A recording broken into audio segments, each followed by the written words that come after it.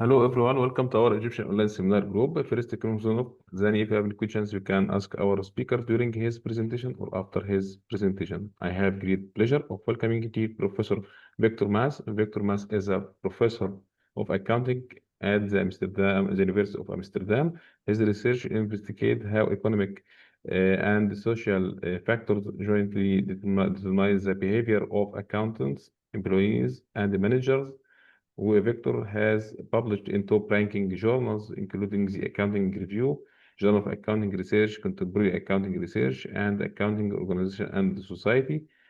He currently is the senior editor of behavioral research in accounting. He is also on the editorial board of several journals, including the Accounting Review, Accounting Organization and Society, and Accounting Business Research and Management Accounting Research.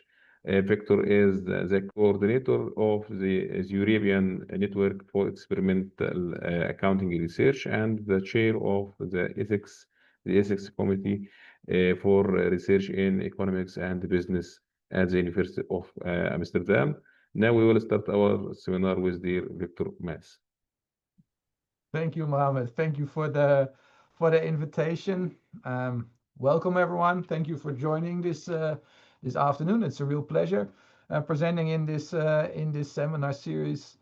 As I just told Mohammed, during the COVID days, I also, as the European Network for Experimental Accounting Research, we also had a monthly, this is weekly, right? But a monthly seminar series. And I really enjoyed that at the time. But then when everyone was getting back into the office at some point, it was just becoming all too much. And I decided to cut it down. But Mohammed has been going strong, I think, for many years now. So I really appreciate that. I know how much work it is, and I'm sure that there's always people that really like these seminars. So the paper that I want to present today is co-authored with Joël Berge at the NHH, the Norwegian School of Economics, where I also have a small appointment next to my main appointment at the University of Amsterdam, and also with Washang Yin, who's at Nanyang Business School in Singapore. And the paper deals with what is a very old question that goes back, well, I guess we can say for thousands of years, which is if you want people to work harder, is it better to be kind to them such that they will love you, or maybe to be less kind to them such that they will fear you and your behavior? And of course, there is no one-off question to that answer. But we think it does make sense to say that whether people work harder for kinder or less kind managers, that depends on the specifics of the circumstances. So what exactly do I talk about? As I'm gonna tell you over the next couple of minutes, I think we have more than an hour, right, for the seminar. We'll show you that whether people work harder for kinder managers depends on the business environment that we're in, and it depends especially also on how much discretion these managers have over the rewards for the employee. Now, if you look at the popular press, the management-oriented papers over the last 2-3 years especially, there is a lot of talk about how important kindness is, right? So these are just two papers from the Harvard Business Review, why kindness at work pays off, why kindness isn't nice to have, but instead is sort of a requirement, a sine qua non, or here from people management, why it's time for organizations to unleash a new weapon, kindness, right? Kindness is very important. The idea that if you want people to work for your organization and to work hard, you should be kind to them. And we're not denying that in this paper. As a matter of fact, we show, based on our conclusions, that indeed, in most situations, people will work harder for kinder managers. But there is an exception, and that is the situation where business is going well, such that even if you don't put in a lot of effort, you will still get a relatively high reward. And if managers in this situation have discretion to examine whether your high performance really is due to your high effort, but or instead due to you just being lucky because of the favorable business environment, this is a setting where being kind as a manager doesn't really pay off, because in such a setting, as we'll see, it can also be beneficial to be not so kind, because in that case, employees will fear that you will examine whether their performance is due to their effort or to luck, and therefore work harder for you if they believe that you are more likely to do this. So that's a very quick summary of what I'm going to talk about this afternoon. So let's start a bit with what we mean with manager kindness. If you look at the literature, especially in economics, there's a lot of literature on kindness, and their kindness is typically the characteristic of an act. For example, giving more money to someone else is an act that is said to be a kind act. We're more taking a psychology perspective here, looking at kindness more as a personality trait, which we define as a tendency towards altruism, trust, modesty, and a tender-minded concern for others. And that definition comes from the definition of a concept that's closely related to kindness, but much better defined and researched in the psychology literature, which is agreeableness, which is one of the big 5 personality traits. So we're actually going to operationalize in our study, as I'll show you later, operationalize kindness as agreeableness. Now, I think we'll all agree that there is a lot of variation in manager kindness and also in the perceived kindness of managers. So if we just look at famous CEOs that we all know, then, for example, Elon Musk would be someone that most people who have worked with him would say is not a very kind person, right? He can be very harsh, he can be mean to people. He's not the type of person that you would describe as having a tendency towards altruism, trust, and modesty.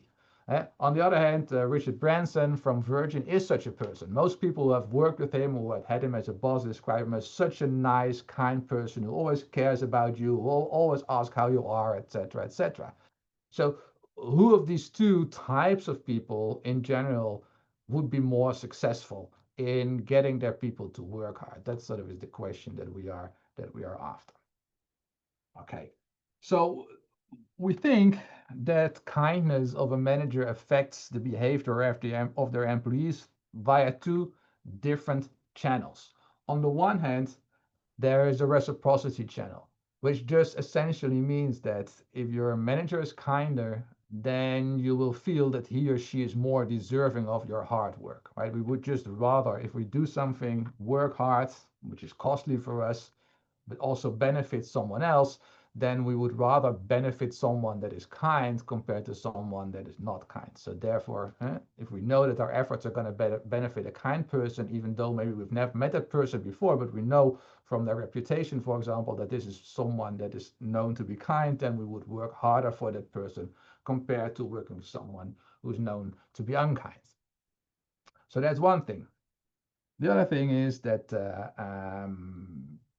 employees will anticipate how their manager will use any discretion that they have in determining their reward. And we expect that employees expect kinder managers to use their reward discretion in a different way compared to unkind managers. And this is sort of what the crux of the paper is. This is what we're going to focus on more. So let me tell you a little bit more first about what we mean with reward discretion, and then when exactly we expect this reward discretion to matter.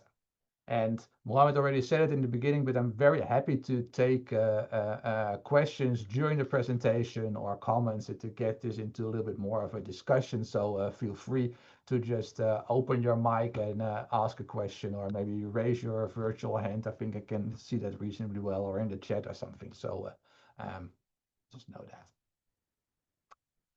Okay, so what is manager reward discretion? Pretty straightforward, right? In most real-world settings, there will be measures that are used to evaluate an employee's performance, but these performance measures are typically imperfect because they do not only reflect the contribution of the employee, but also other things. And all these other things besides an employee's contribution, besides effort, we could label those noise from the perspective of performance measurement. Now, many firms allow managers to, after observing the performance of an employee, to adjust their performance evaluation of that employee or the reward of that employee as they see fit. So that would imply that if, for example, a manager observes a performance measure score from an employee that's really high, that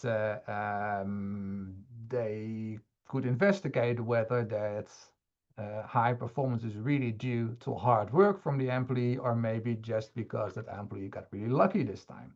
Or the other way around, maybe if you observe that an employee has low performance, right? Maybe we're talking about a salesperson whose sales performance is really low.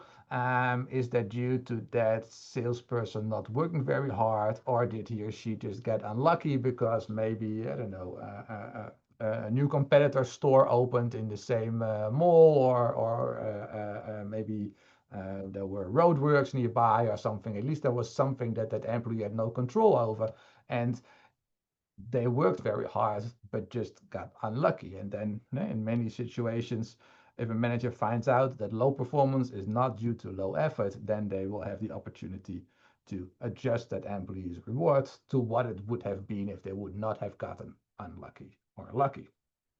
Okay, but typically such information about what has caused low or high performance, effort or something else, is not readily available. As a manager, you would need to invest time and effort into figuring out what has actually caused an employee's performance to be at the level where it is. And not all managers will be willing to do that, okay? Because they can probably spend their time in other ways. And yeah, you could say that it's costly to them. And in a prior study that I worked on with some other colleagues, we showed that there's a lot of variation in how much managers are willing to pay, in essence, for being able to give more accurate performance evaluations to employees. Some managers will always do that if they have the opportunity. Other managers think, okay, this is just part of the risk that you as an employee should carry. I'm not going to investigate. Sometimes you get lucky, sometimes you don't get lucky. That's up to you. I'll just leave the reward wherever it is. Okay. So that's manager reward discretion. Now, if you look at theoretical models on performance measurement that underlie also many of the management accounting experimental work in this area, they typically treat this noise that I was talking about in performance measures as something that has a mean of 0, and then for the rest is sort of random, meaning that luck or good luck or bad luck will balance out over time. On average, right, people will not be lucky or unlucky if you take a long-term perspective.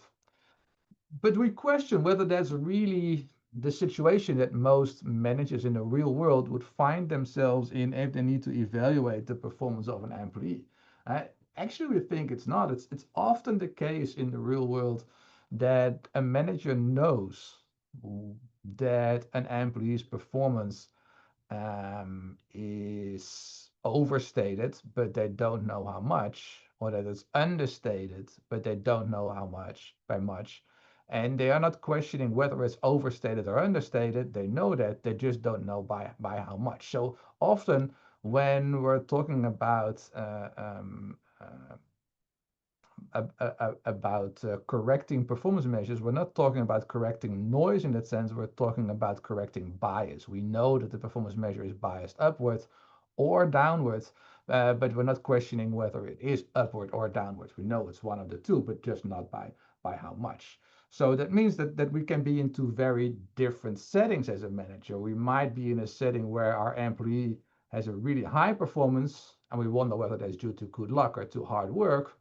Or we could be in a setting where an employee has really low performance, and we want to know whether that's due to low effort or to bad luck. Right? So, and those two settings are very, very different from each other, because correcting for good luck is something that would be perceived by some people as being unkind, right? Because you're going to reduce someone's payoff, whereas correcting for bad luck is something that might be seen as very kind, because you're going to increase someone's payoff. So this is not just about accuracy, it's also about how it will affect the payoff of that employee.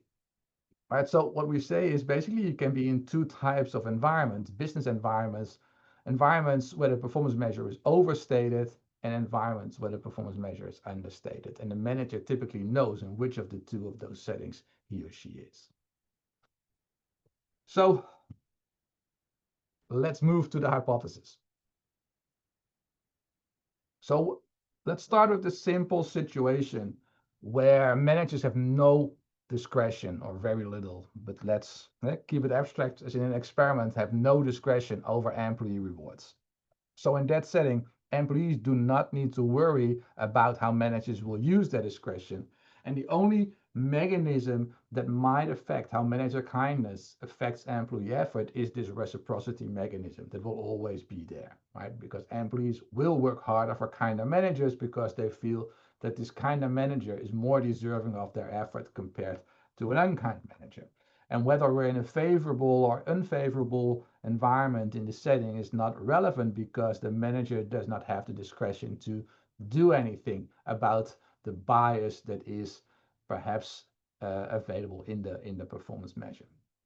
So our first hypothesis is that when managers have no discretion over employee rewards, employee effort will increase in manager kindness independent of the environment. So both when the environment is favorable and when it's unfavorable, so when the performance measure is biased upwards and when it's biased downwards, potentially, employees will work harder if they are working for a manager that they perceive to be as more kind. Good. That's clear. Then let's move to the setting where managers do have discretion over employee rewards. Okay. So this is a much more difficult setting from the perspective of an employee when they decide how hard they should work, because now you do need to consider what your manager will do if they observe your performance. So what we are arguing here is that kinder managers will be expected by employees to be more likely to shield them from bad luck, and at the same time less likely to, well, shielding is not really the right word here, but to say less likely to mitigate the effects of good luck. So they're more likely to increase their reward if there's a reason to do that, and less likely to decrease their reward if there's a reason to do that. So that then means if we look at different types of environment, that in a situation where the environment is unfavorable, such that performance measures are potentially biased downwards, right? You don't get automatically high performance if you put in high effort, then employees who have a kinder manager will work harder because they expect there's a relatively high probability that this kinder manager will shield them from the bad luck. So if they observe that there's low performance, they will choose to investigate at their own cost whether this low performance is due to bad luck or to low effort. And if you expect your manager to investigate this ex post, then it is more rational, it makes more sense to work hard now, because you know that if he or she will find out that you worked hard, you will still get that reward. Okay. Then when the environment is favorable, so on the flip side, where sometimes even if you don't work hard, you still get a high performance level, now in such situations, we expect employees with kinder managers to anticipate that these kinder managers will be less likely to collect information about what has caused their high performance compared to unkind managers.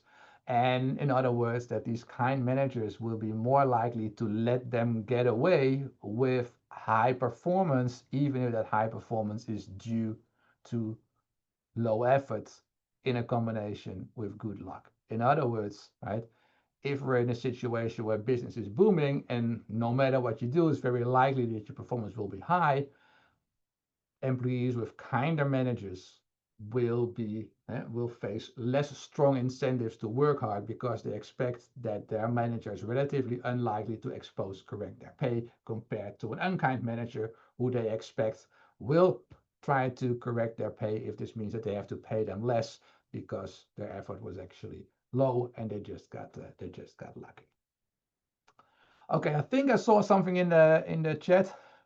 Let me have a look. Hey, Victor, I'll jump in, with a question. So at a construct level, I'm curious kind of how you see the relationship between kindness and some other traits that have recently been looked at in the managerial accounting literature. So narcissism or leader-member exchange.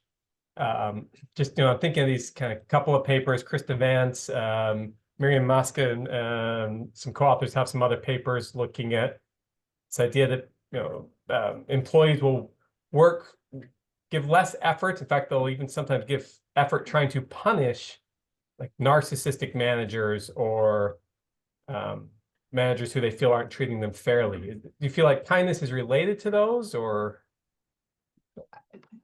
I guess it's related, but it's also very different. So yeah, if you look at the psychology literature, I don't know if there's any studies that have tried to see whether there's a correlation between narcissism and kindness. I think, right, Elon Musk, probably quite a narcissistic person, but in many ways, I think Richard Branson is also a narcissistic person with his balloon flying over the ocean, etc. But he's very kind, so I'm sure that there's some relationship, but it's definitely not a one-on-one relationship in a sense that people who are narcissistic will also always be seen as unkind. And if one of the two is actually driving how employees respond to them, I think this kindness will be much more important. So I think, suppose you would have a person who's both narcissistic and kind, and let's say that in general, people would prefer to work less hard for narcissistic people and less hard for unkind people. And I think in such a setting, kindness is just taking over from narcissism, right? If you have an unkind, narcissistic boss versus a kind but narcissistic boss, I just think that kindness matters more in such situations. With LMX, I think there's a difference because leader membership exchange really is a characteristic of a relationship and not of a person. So you can perfectly well have a good relationship with someone who's unkind to someone else, for example, right? So I think these are just things that happen at different levels of analysis. So we're talking about a personality characteristic here with kindness and as well with narcissism. So there's an overlap there.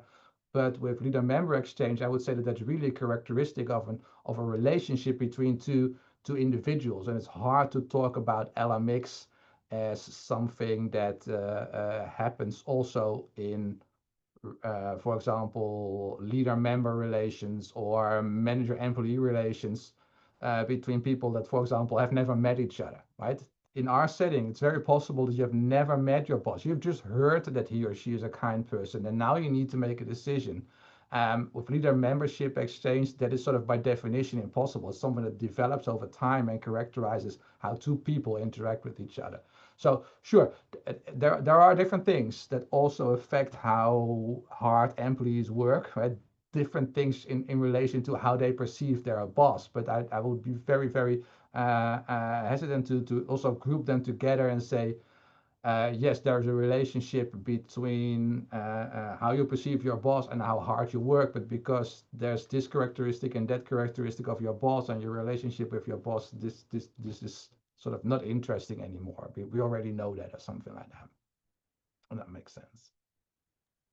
Yeah, I think that helps. I mean, I haven't read your paper, at least not recently, but it might be useful to have that kind of discussion and disentangle some of these constructs. I mean, I also think your first hypothesis isn't nearly as interesting as kind of your later hypotheses that you're building up to, right? That working harder for kind people doesn't seem as novel as the this discretion piece that you're getting to that I interrupted. I agree with that, but I think it's also important to sort of get the full picture that we do take that into account, because as soon as you're going to talk about, okay, so what is the plain baseline situation, then I think it's important to understand that independent of what the control system looks like, people will, in principle, work harder for a kind of person. Yeah. And that effect will even be there in a situation where you have incentives to work harder for an unkind person, as we'll see later. And then these two effects could also cancel each other out. Thanks, Jeremy. I see Anish also has a hand up. Okay. Am I presentable? Hey, hi, Victor. So I had a question regarding hypothesis one, just echoing what Jeremy was saying, right? Because if you have no controls, you are looking at a situation which is purely based on reciprocity. So how would you be able to disentangle the cause of that reciprocity? Was it a strategic behavior versus was it genuine in you know, that my manager, I perceive that my manager is kind, therefore I'm working hard for that manager. So that's kind of what I'm thinking about. Because Yes. I feel that, you know, if the you can see kindness, see in some, okay, let me phrase it this way, right? A manager showing kindness is the manager taking some kind of hit for his employee, right? So for example, in your case, that there is the effect of bad luck, and you know, if the manager were neutral, the bad luck caused the employee performance to go down, therefore the manager penalizes the employee, right? Whereas if there is good luck, the manager rewards the employee just as you know, the situation demands it.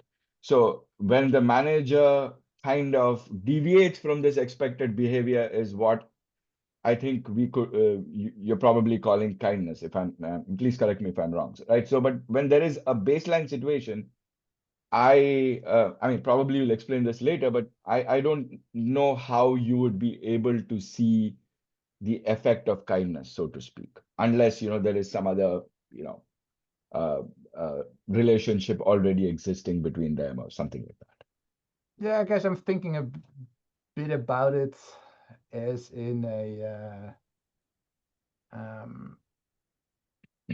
right, everything else equal, I would expect an employee to work harder for a kind manager, because in general, as humans, if we know that our behavior is going to benefit someone that is kinder, we feel that that is a better situation compared to benefiting someone that is less kind. And this is just a very fundamental aspect of human nature. And yeah, everything else equal, that effect will always be there. I guess that's No, what I completely agree with you, right? That's perfectly fine. But the point is, how do you say that, you know, so there is an action, there is an observation of that action, and you know, you're perfectly right? But then how are you going to say, okay, this action was due to kindness and not due to some strategic behavior on the part of the employer and employee? That's the kind of you know, question that I have. That's a confusion that I have with this case, right? I mean, I agree with you. You like kinder bosses, you know, we all know that. But the point is, was my action because my boss was kind, or I just did it because I thought of something strategic, some, you know, and yes, I mean, you can go to the rabbit hole. You know, they were being kind because they want a long-term relationship with me. I'm a great employee, or I am doing what the boss wants because I think they're a great boss. And you know, obviously, this conversation can go on forever. But in this case, it's just that the distinction between a strategic behavior and an act of kindness seems to be slightly difficult to disentangle in hypothesis one. Hypothesis two, I feel is you know, very strong, but hypothesis one, I'm like, how do I know whether this is kindness or this is well, as you see at the operational level, probably yes. the way that we are going to manipulate kindness, a then we're going to do that. That also relates to Mohammed's comments and in the chat. And we're going to manipulate that as agreeableness, so as a personality characteristic.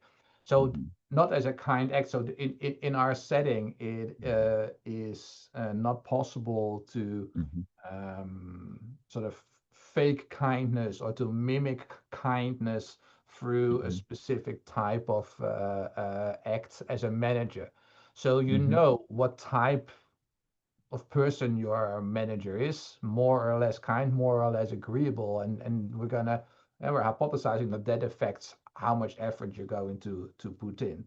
On the one hand, because you just feel that certain types of people are more deserving of your effort, and on the other hand, because you believe that their personality is going to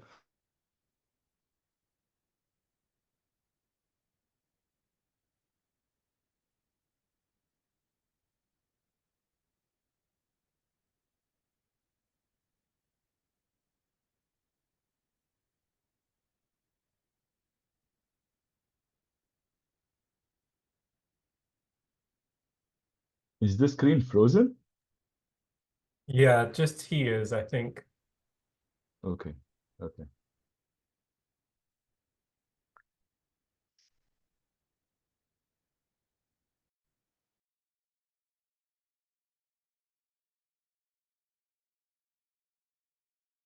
Am I back on? I don't know if that was me, but Yes, yes, all you're of a back sudden on. everything was gone. You're back on, yes. Good. Oh, it was fast. Sorry about that. No problem. And also my screen sharing, is that still there, or should I do No, that? your screen is not shared. Is there? I need to share that again. Okay. Better, right? Yep. So let's move to the second hypothesis again, and then we'll go to the experiment or experiments. We did 2 experiments, and Yeah, you'll see how sounds good. how we. Thank you. Thanks. So the second hypothesis, right? I already explained the reasoning behind it, but that then ultimately boils down to the prediction that when managers do have discretion over employee rewards, the effect of manager kindness on employee effort is more positive when the environment is unfavorable than when the environment is favorable. And as a matter of fact, because we don't know how this negative effect of unfavorability in favorability, so your fear, or I should really say your realization that if the environment is favorable, you have a kind manager, you don't really need to work so hard, therefore you can sort of lower your effort a little bit and still get a high compensation. How that negative effect on effort, how strong it is compared to the reciprocity effect of hypothesis 1. So we can't really say ex ante whether the effect will be 2 effects will cancel each other out, or whether one will be stronger than the other. So in theory, it is also possible, at least that was what we were thinking at the beginning, that actually when the environment is favorable, that the effect of manager kindness would even be negative on employee effort. As you see, we don't find that, we do find that it's less positive. Okay, so let me tell you a bit about the experiment that we did. This is the main experiment. This is a stylized experimental economics style lab experiment with student participants. We conducted that. I should say Joel, my co-author, really did that, so he deserves the credits here at NHH in Norway, where we have a setting with manager-employee diets, so groups of 2. One person plays the manager, another person plays the employee. We have 20 periods, so everyone engages in 20 different versions of our experimental game. And we have 3 manipulations.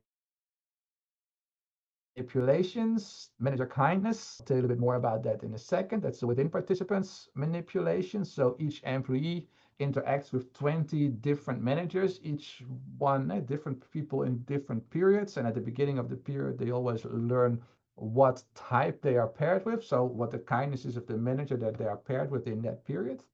Then we have environmental favorability, which is manipulated between participants. So we have some sessions where the environment is favorable and therefore the performance measure is upward biased, and some other sessions where the environment is unfavorable, such that the performance measure is negatively biased. And then reward discretion is also manipulated within participants, such that some participants start with 10 periods where their manager has reward discretion and then play 10 periods without reward discretion, and the other half of the participants do it in the opposite order. And we also randomize the orders over the different diets in the session, so it was quite a complex experiment to program. But it all works. It all worked out in the end. So we talked about it a couple of times very briefly, how we operationalize kindness. So we do that by looking at agreeableness, which is very well established, one of the big 5 personality characteristics. A lot of conceptual overlap with kindness. It's not exactly the same, but it's so close that we think we can sort of say that it's more or less the same. And because agreeableness is such a well-known thing, such a reliable measure available, etc., we chose to do that than rather using a very new or own developed measure of manager kindness. So what happens is at the beginning of the experiments, all participants fill out the Big 5 index, so the short version of the Big 5 questionnaire from John and Srivastava. So this is a standard questionnaire that's used all over the world in all sorts of the settings. And then what we do is we calculate the mean scores on the 9 agreeableness items. So 44 of those items, 9 of the 44 items measure agreeableness. We calculate the average score for all the manager participants in that specific session. So there's always somewhere between 10 and 15 more or less managers in that session. And then the managers in the session are placed into one of 4 categories based on their average score. So we create 4 buckets: managers that are much more agreeable than average, those that are more agreeable than average, those that are less agreeable than average, and those that are much less agreeable than average. The average refers to the average manager in the same session. Okay. So the main task works something like this. The employee learns at the beginning of each period what type of manager they are paired with. So they basically learn that kindness quartile will tell them in this period you'll be working with a manager who is, for example, more agreeable than average. Yeah. And then after being informed about that, the employee selects an effort level. We keep it very simple. So effort is either low or high. And if you choose high effort, that's more costly, so that decreases your pay as an employee. Then output is realized. I'll show you a little bit more about that in a second, how that works. And then only in the reward discretion conditions, so not when the managers have no discretion, of course, the manager decides whether they want to investigate the performance level to figure out whether high performance is due to high effort or good luck, low performance is due to low effort or bad luck.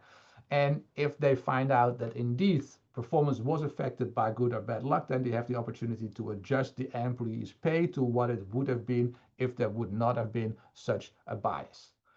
But such an investigation is costly for the manager. They need to pay a little bit of money in order to get that additional information. All right. So this is an important graph, because here you see how the unfavorable environment and the favorable environment are different. In the unfavorable environment, if you provide low effort as an employee, you're 100% sure that you will get low output. If you provide high efforts, there's a 50% chance that you will get high output, but there's also a 50% chance that your output will be low because of bad luck, right? Unfavorable environment, bad luck. In a favorable environment, if you provide high efforts, you always get high output. But sometimes if you provide low effort, because of your good luck, you also get high output. And if you provide low effort in a favorable environment, there's a 50% chance that you will get low output and a 50% chance that you will get high output. So the interesting cases are the situations in the unfavorable environment where we observe low output because we cannot be sure whether that's due to low effort or to high effort and bad luck. And similarly, in the favorable environment, the high output situations are interesting because they could just be due to high effort, but could also be that an employee provided low effort but then got lucky. Okay, and managers can figure it out after observing high effort in the favorable environment or low effort in the unfavorable environment at a cost, and then they can adjust the employee's pay. So we manipulate reward discretion, as I said, within participants, such that managers either do or do not have the discretion to do that investigation. And then we flip that after 10 periods so that everyone experiences both types of situation, and the order is randomized. And what will be helpful also, if we continue, is to have a closer look at the specific payoff functions. So in the reward discretion absent condition, straightforward, but the manager cannot investigate, cannot adjust the employee's pay. The manager there always gets a fixed pay of 500, and then in addition, they get a pay based on output. If output is low, they get 400. If output is high, they get 1400, right? So they really prefer high output, and high output more likely for if the employee puts in high effort. The employee also gets a fixed pay of 500. Then they incur an effort cost. If they choose to give low effort, that's for free. That keeps things easy. If they choose to provide high effort, then they incur a cost of 400. But then they get a compensation based on output, just like the manager, but they get 500 if output is low and 1100 if output is high. All of this is also true in the reward discretion present condition. However, here there are additional things that in this condition, if the manager chooses to investigate the employee's performance, they also incur a cost of investigation, which is 100. If they choose to not investigate, they don't incur this cost, right? Then it's 0. And in addition, if the manager then decides to adjust the pay of the employee, then you can also have an adjustment, which if the manager doesn't adjust, the adjustment is 0. But if the manager increases the pay of the employee because they find out that their low performance was due to bad luck, right, they get 600 extra. And if a manager decides to adjust the pay of an employee who got lucky, who had positive luck but low effort, then that pay of that employee will be decreased with 600.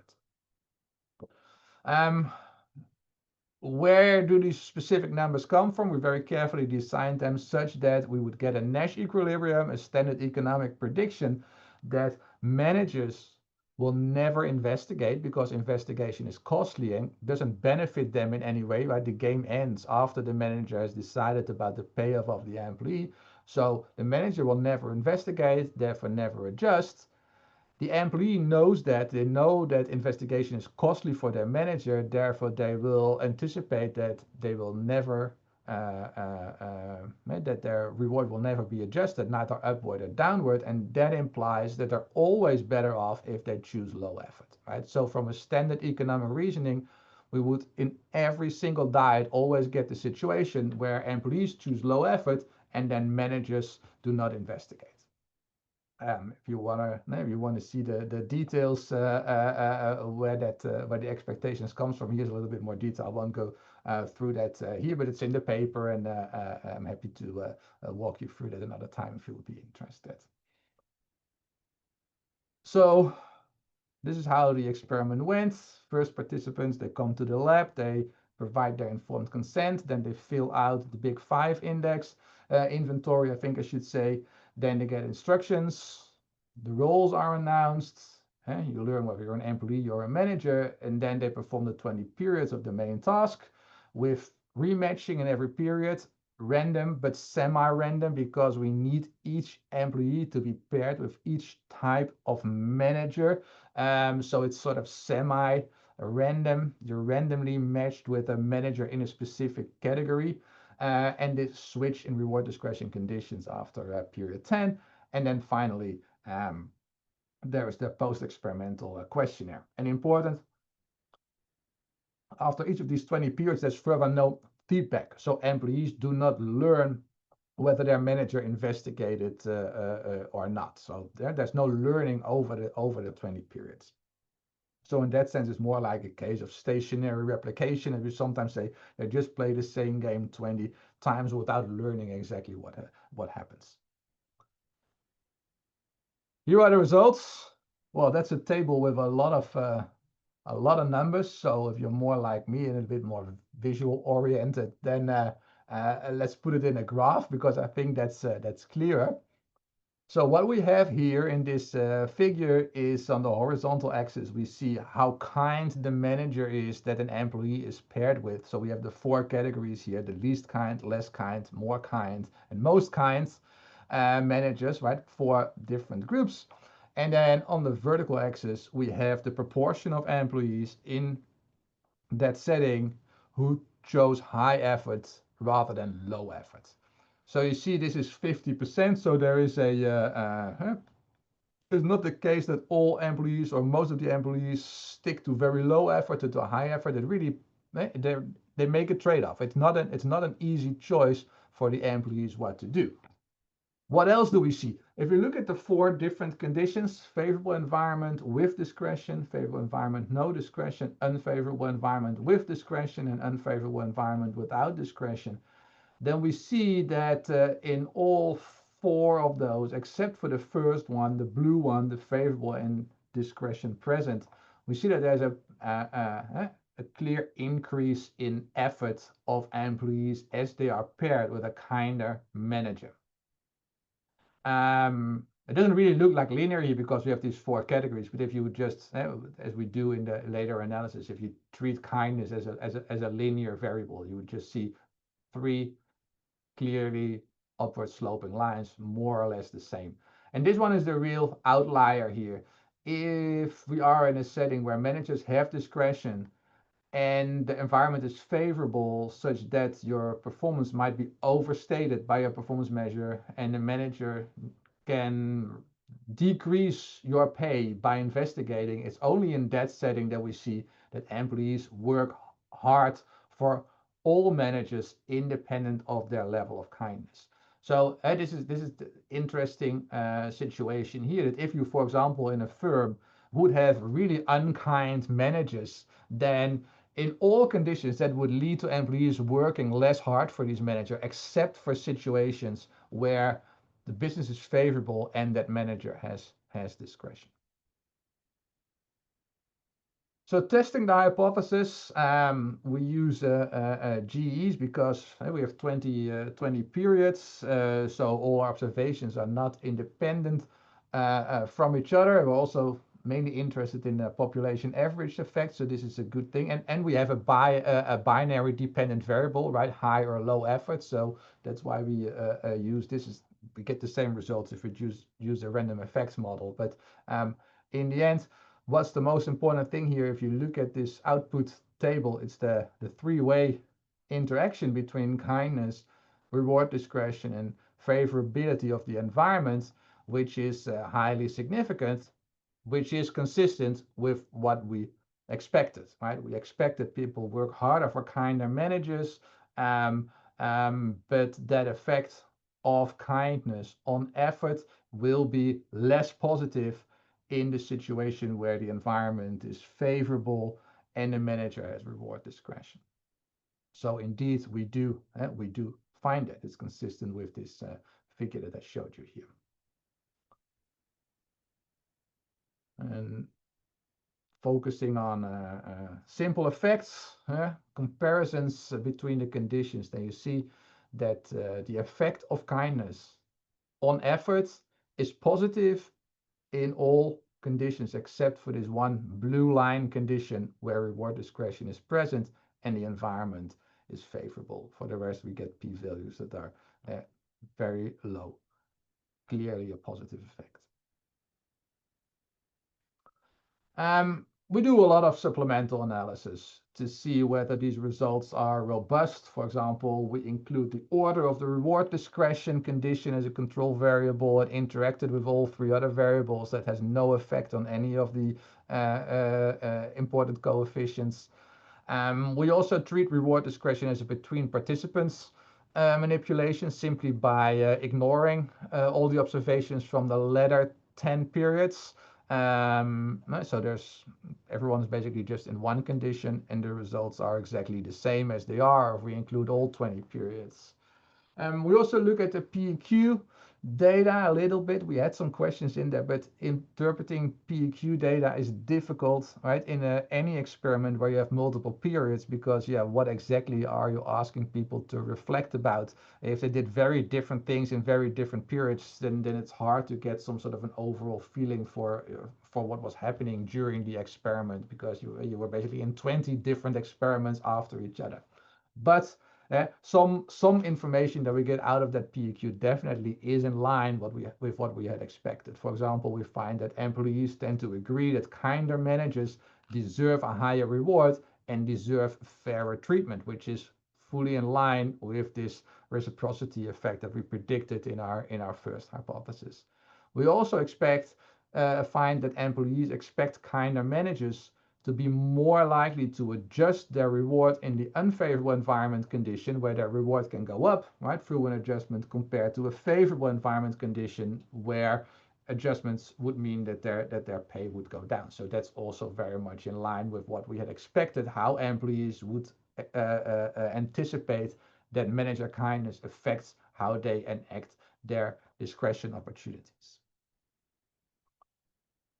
So the main takeaways are that when managers have no reward discretion, the effect of manager kindness on employee effort is positive and significant, whatever the environment is. So that supports our first hypothesis. And second, supporting our second hypothesis, we find that manager kindness has a positive and significant effect on employee effort when the environment is unfavorable, but not when it's favorable, right? We predicted that it would be less positive when it would be favorable, but we anticipated that it could even be negative. We don't find that. We just find that the positive effect of kindness is sort of mitigated in that specific setting, because now there's also an additional benefit of having an unkind manager, because they will not let you get away with low effort, even if that's possible.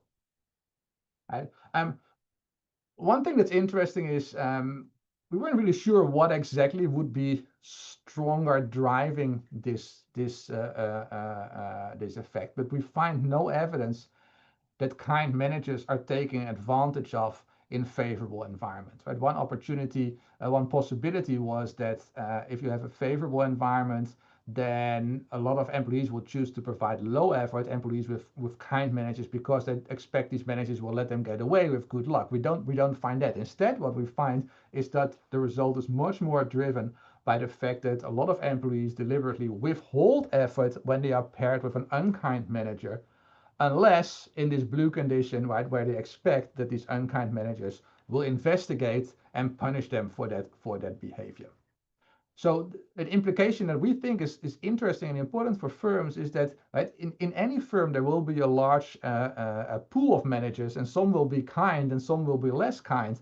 And traditionally, I think firms have tended to, or maybe that's just the general idea, that if you have departments that are in crisis, that you really need a tough person there, right? So you're going to take your most unkind people and you put them in the departments that are in crisis.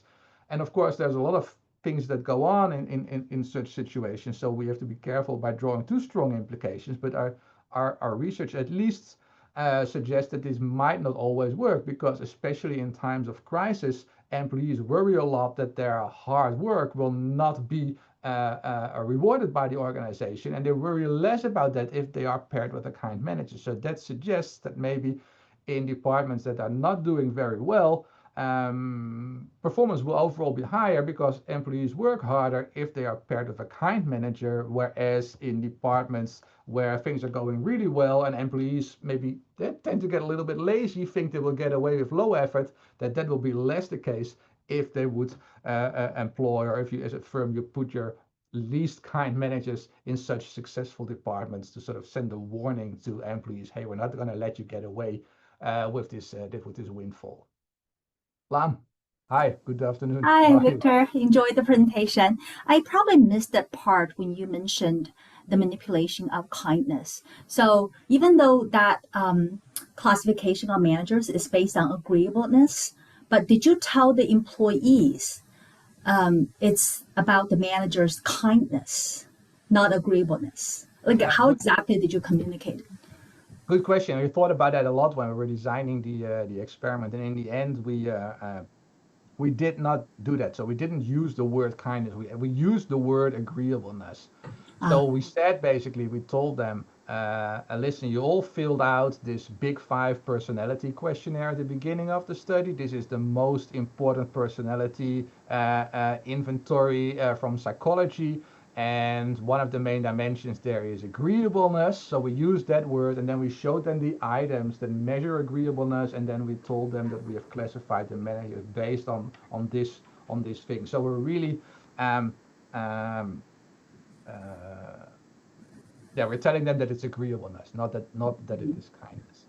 And this is one of the things I don't maybe not struggling, but we were thinking about when we were writing the paper. Should we call the construct agreeableness as well? But I think this is such a psychology jargon thing, right? The psychologist knows what agreeableness is, but in firms, we tend to not think of managers being more or less agreeable. We tend to think of managers as being more or less kind. So that's just a more natural way of talking about people. But if you would say that, yeah, you call it kindness, but actually what you have here is agreeableness, I would not necessarily fully disagree with that. Right? So I don't know whether it matters or not. If we would have to call it agreeableness, I would be willing to do that. But I think because there's so much overlap between these things, and because it's more important for us to sort of connect to how people think about this issue, that's why I prefer to use the word kindness. But it's a good question. Yeah, thank you. I have another question. Can you go back to the graph showing the 4 conditions? I think so. Right. So I noticed that the difference for those 3 conditions, the difference in terms of kindness is really either below or above average or medium. It doesn't matter if you are extremely or most kind or just above average, right? Yeah. And likewise, there's no difference between the least kind and below average kind. So I wonder what your take on that. It's really around the average or medium. Yeah. I think, right, in the real world, I guess kindness is a continuum. And any arbitrary point that you're going to put in there is going to be difficult to interpret. But what my guess is that in the experiment, most people treat this as a dichotomy as well. Right, so you're paired with someone, and probably in your head you think, okay, this is someone who's on the left side of the mean or who's on the right side of the mean, and the nuance there sort of gets swept away a little bit.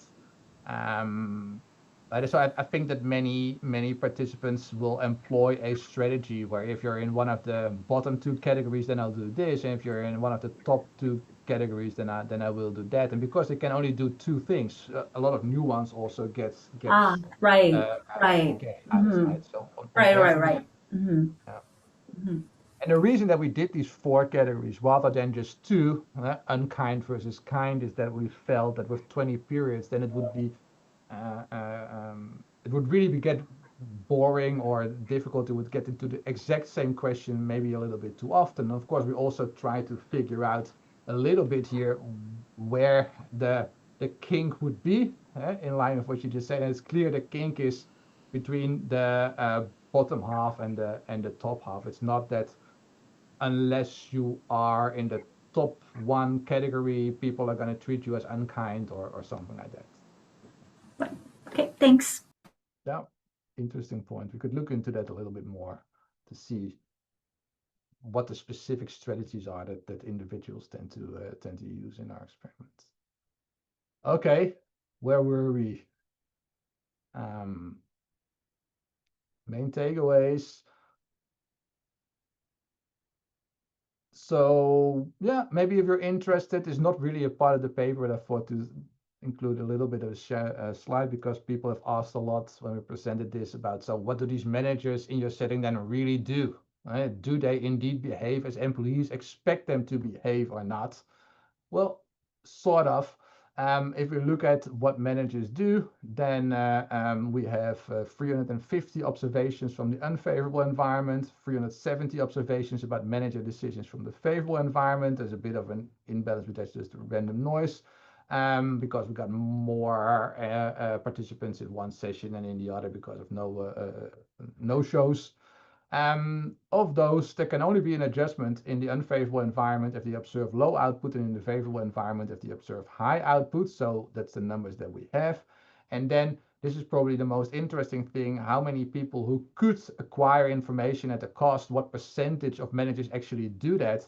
Then you see that in the unfavorable environment, so where they have the potential to increase the pay of the employee that got bad luck, you see that's 67% more than 67% of the managers choose to do that, to acquire that information. And then some of those find out that, well, there was indeed high effort, even though there was bad luck. Others find out that it was just due to low effort, so they cannot adjust. And those that observe high effort, about 66% of those decide to adjust.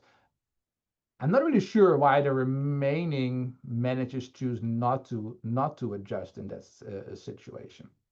If you look at the favorable environment, you see that the proportion of managers that choose to acquire information to potentially reduce the pay of the employees is much lower. It's about half of the proportion of people that would do an investigation that would increase the pay of the employees. And of those people that actually observe low output, we see that also only a minority of those people actually end up adjusting the employee pay of downwards. Yeah, we can't really be sure why exactly the managers did that, but it is sort of in line with what we had expected and also in line with what employees expect them to do. Interesting, of course, is also if we look at the manager's real agreeableness score or their kindness, is that associated with their willingness to buy this extra information and adjust the employees' pay? Well, it's not. If we focus on the different environments, then you see that if a manager is kinder, then they are more likely to investigate and increase the employee's pay if necessary, but kindness is not associated with the probability that the manager chooses to investigate to decrease an employee's pay. Right? So this is in line with what employees expect, but this is not in line with what employees expected. Employees had expected that unkind managers would be more likely to investigate and decrease their pay if that would be the actual.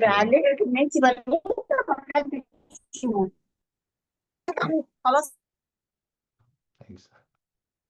Okay, so we have a couple more minutes, I think. So this is a very abstract economics-based experiment, as I like it a lot because it really boils down to what we're interested in.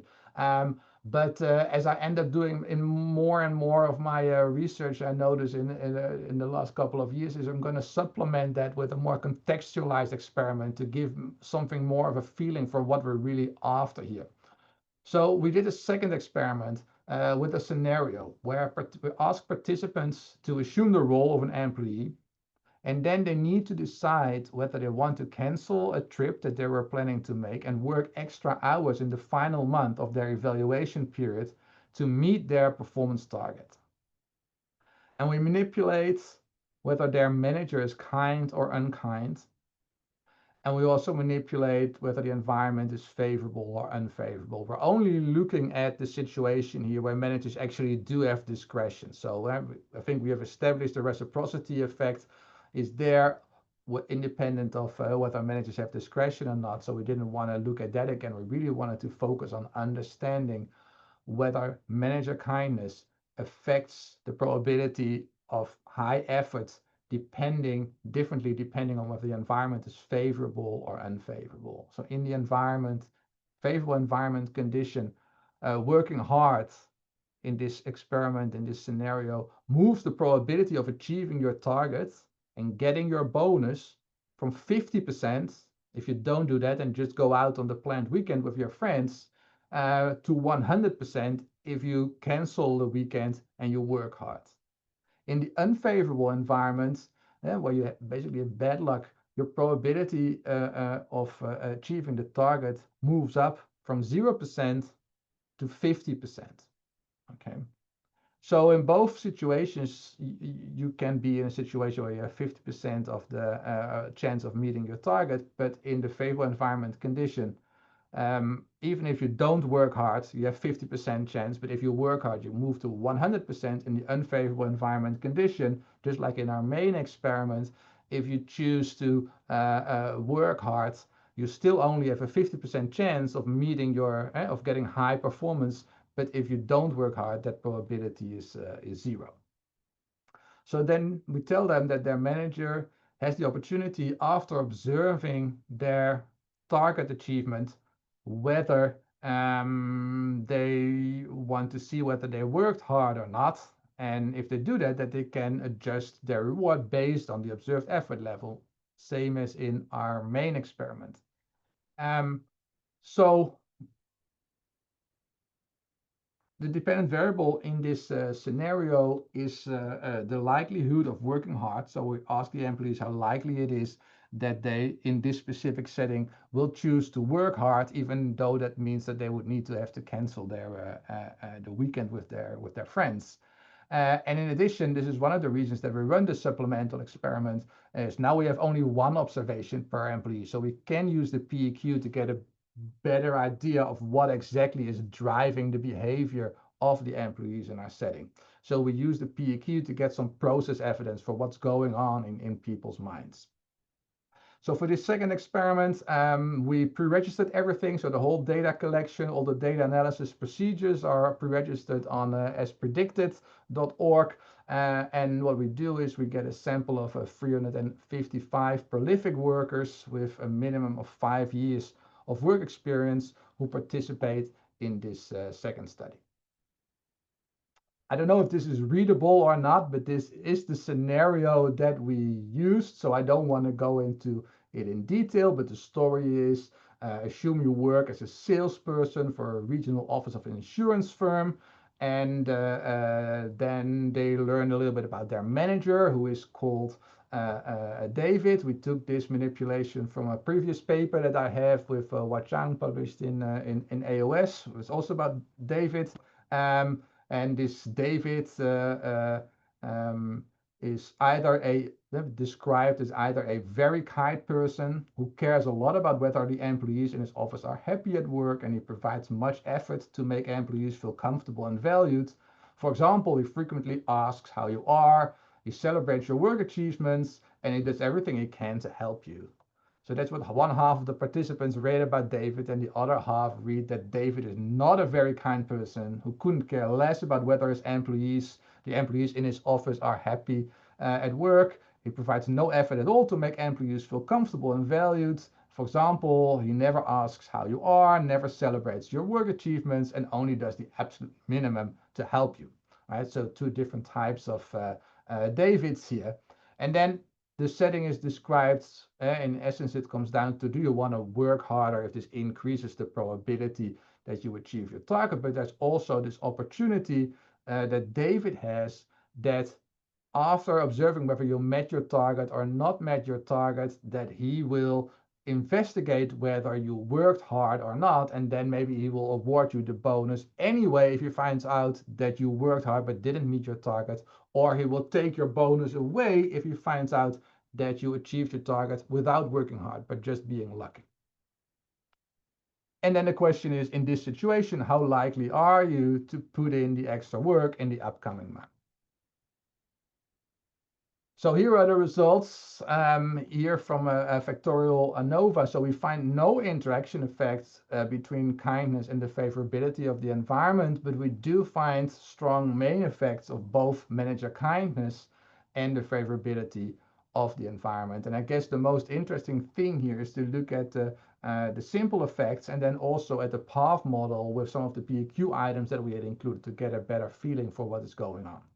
So we do find that the effect of kindness on effort is positive in the unfavorable environment condition, just like in our main effect, right? So if the people learn that their manager is a kind person, is the kind David, then they are more likely to work hard in the unfavorable environment because they think there's a higher probability that this hard work, even if it doesn't result in them meeting their target, will still be instrumental in getting their bonus.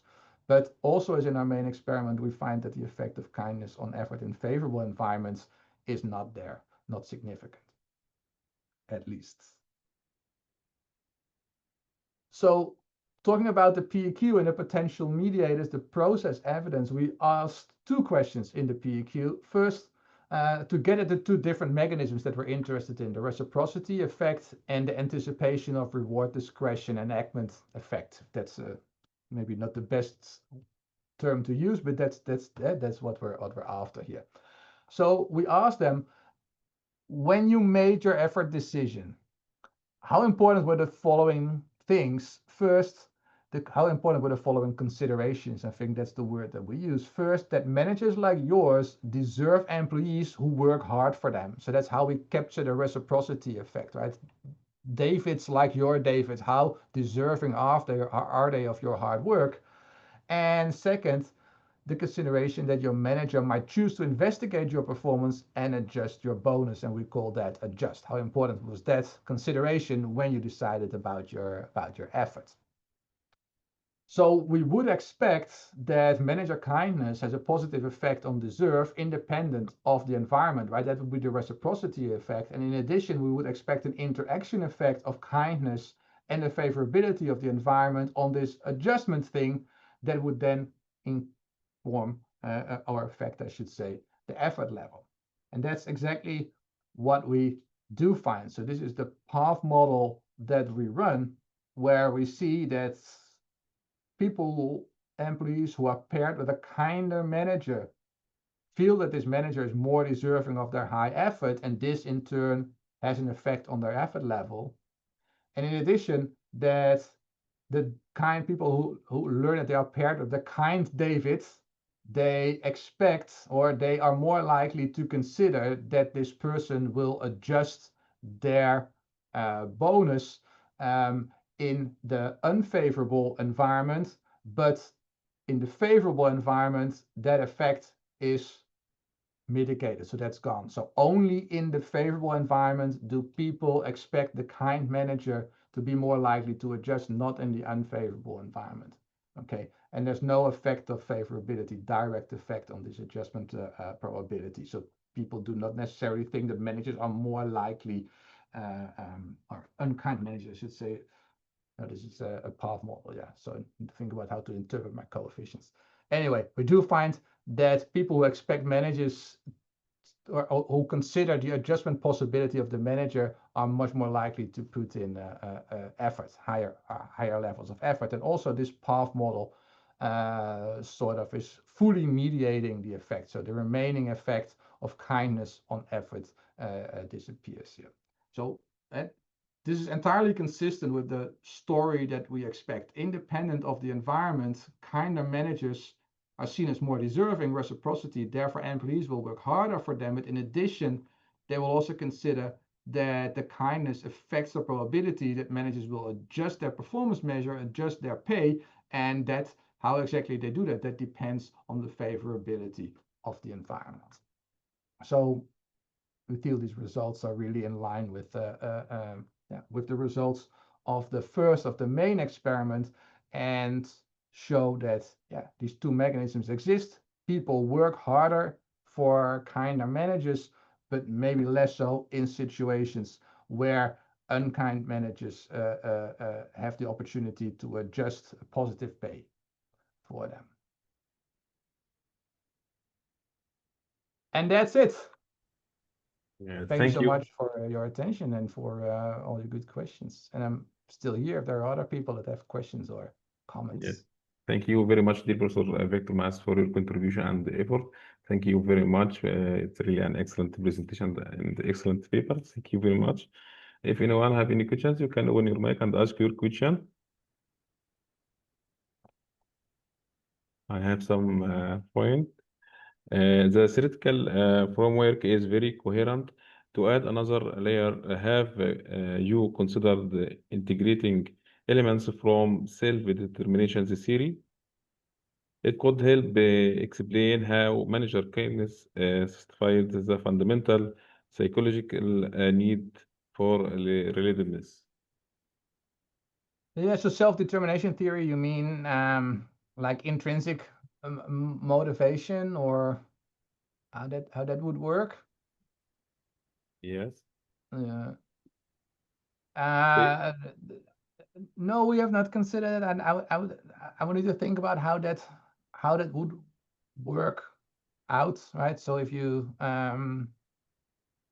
sort of motivated by yourself a Mhm. lot, then I can imagine that whatever your manager does, or whoever your manager is, will have less effect on your effort, because hey, you like working, you feel it's your obligation to work, so you'll put in high effort anyway. But if you're a more extrinsically motivated person, then probably anything that's extrinsic, including the type of manager, is going to have more of an effect on your effort decisions. But that's just out of the blue how I would see that. Yeah. Mhm. Okay. Other questions? If anyone Anil, you have a question? Hey Victor. Hey Neil, how are you Yeah, now? so I'm okay. I'm okay. While I'm sitting, I'm quite okay. Yeah, so I know the paper. I, of course, yeah, but after listening to the presentation, I just have a thought, and I thought I'll just share it here. So I was wondering, to what extent is this not sort of an insurance that the employee is seeking by putting in more effort, given that the manager could reciprocate in the future by adjusting or being lenient? So is this some kind of like so if we think of this not as kindness but and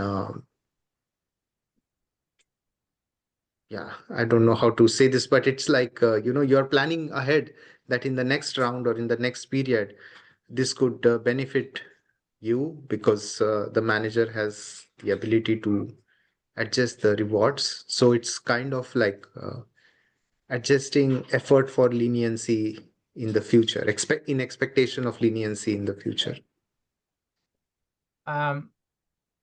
So we have 20 periods, but they're rematch of a different manager in every period, right? So there are no long-term effects in that sense. And I don't know if that's Mhm. Yeah. No, I was thinking more in terms of like towards more in a practical setting where you would have managers evaluating you over a period, and given that they have discretion, you would be this effort would be directed towards in expectation of future periods leniency or adjustment, as you say, in the unfavorable environment. yeah. I guess if you're gonna take this beyond a one period setting, then a lot of things change, right? And a lot of things become more difficult, because the setting becomes strategic up to some point, I guess. Yeah. And I think that even in the long term, people will still work harder for kinder managers because of the reciprocity effect. But of course, if you're paired with a specific other manager, then you're gonna get a better idea over time about whether that manager is likely to investigate, or under which conditions. And even if you believe that on average kind managers are that kindness is characteristic of a certain type of behavior, over time you get to know someone as an individual, so you start to sort of getting a more complete picture of what that person's thinking is like. And then these more abstract notions will become less important, because you know specifically with which other person you're dealing with. Yeah. So the short answer is, this is a one period game, and I'm not really sure what will happen in the long term. Thank you. Very interesting paper. Thanks a lot. Thanks. See you soon. Are there other questions? If you have any questions, you can open your mic and ask your questions. Yeah. Can I ask another point? Effort is measured as the binary choice which is great for simplicity. But did you consider ways to measure the intensity of effort of cognitive effort, such as the decision-making time? Yeah, we thought about that a lot, what we should do with efforts. Not so much about decision-making time, but definitely whether we should make this a 0-1 choice or whether we should make this a continuum where there are more values between a low and high. But I think often in these kind of settings, you're just complicating things a lot. If you want to get at the essence of what employees are doing, then typically just a 0-1 makes things much simpler, as you also say, but it also allows you to test your hypothesis in a way that that is just cleaner than with a continuum. It makes the game more tractable also, right? So now you can calculate the Nash equilibrium. You can predict what a rational person who only cares about their own welfare would do. And these things become really, really difficult very, very quickly if you're going to make, for example, efforts into a continuum versus. Mhm. Thank Yeah, you. so we considered it, but we decided against it. And it's there. I'm sure there are also there are not only positive sides to that. Yeah. Thank you. Another point, I wondering if it will be useful if explores the role of organizational culture as a moderator variables. Of course, in the real world, in any real world setting, all those type of factors play a huge role in how people are going to behave. But one of the reasons that I like doing experiments is that I can get rid of all that context and just focus on the specific, simple, narrow trade-off that's the essence of the decision that people, in this case employees, need to make. So sure, if people are going to decide how hard am I going to work today, there are hundreds of things besides how kind their managers that are going to influence their decision. But I can't put everything that in. So really, my main ambition here was, perhaps my only ambition here was to see whether there's effect of kindness and whether that effect of kindness depends on the environment and the reward discretion. Yep. There's a limitation but I'm happy to live with that limitation, and I fully realize that I'm not explaining employee effort with an R square of 1 here. Yeah, thank you. What do you suggest for future research in this area, Professor Victor? Sorry, can you say that again? Future research. Yeah. Well, most of my research that I'm working on is related to performance evaluation, employee manager settings, and how performance measurement systems or control systems affect effort decisions by employees, affect how managers look at employees, evaluate employees' performance, which employees they promote in specific settings. So I don't have any plans for really a specific follow-up study for this. This is still a paper that has not been published, right? We're working on that. But I definitely keep on doing lab experiments on performance evaluation and promotions. That's what I enjoy. That's sort of what I do, I guess. Thank you very much. If it will be useful for investigate the impact of manager kindness on wide range of outcomes, including quality of work, creativity, and innovations, or in employee turnover, it will be useful. You're asking whether it's interesting to look at other effects of Yes, kindness? yes. I guess so. Yeah. So this is a bit of in practice over the past couple of years, it's become a bit of a buzzword. Everyone says kindness is super important, but then if you look at the literature, you see that there is relatively little here. So and I find that fascinating because, yeah, intuitively, we want a kind boss, but on the other hand, many people would think that there are also some benefits to having bosses that are not that kind, because they are more willing to make decisions, for example, that are not appreciated by employees, but will be good for the firm in the long term. Right, so you could argue that if like in football, for example, if the coach is too soft and too kind, at some point people will not respect him anymore or something like that. And if he lets people, a kind person, that's the danger, might let people get away with low effort because he or she doesn't want to confront people with their weaknesses because they know that it's going to be painful, right? And there's a saying in the Dutch language that doctors who are afraid of hurting patients end up making wounds worse. Right, so it's sometimes necessary, at least that's the idea, to be harsh, to be unkind, because otherwise people will walk over you and will end up exploiting your kindness. Yeah. So I think in that sense, yeah, this is an independent variable. I think a construct, a personality thing that we're going to see more research on in the near future, not only from me. I see it also in the psychology literature. There's a little bit more papers on kindness coming out and how important it is. And it's interesting, even in philosophy, etc. But it's a concept that's discussed very widely in different literatures from very different perspectives. So it is very fundamental, I think, in many settings. What type of person are we dealing with?